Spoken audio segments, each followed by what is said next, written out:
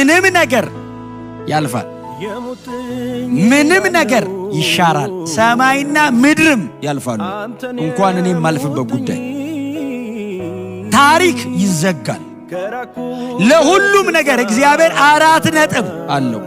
የምንሄድበት ቻሌንጅ ከምንጠብቀው የክብር ጌታ አይናችንን እንዳይገነጥል ሁሌ መንፈሳዊ ነው። በወንጌል ምክንያት ያገኛችሁትን ሕይወት ለምንም ነገር አታስነቁ።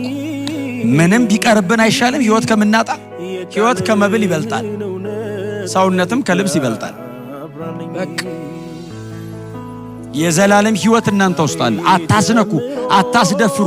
ቦርደር ይኑረው ኖ ጽድቅ የሚነካስ ኖ ትጋትን የሚቀንስ ኖ ሕይወት ይበልጣል። ክብር ለኢየሱስ ይሁን።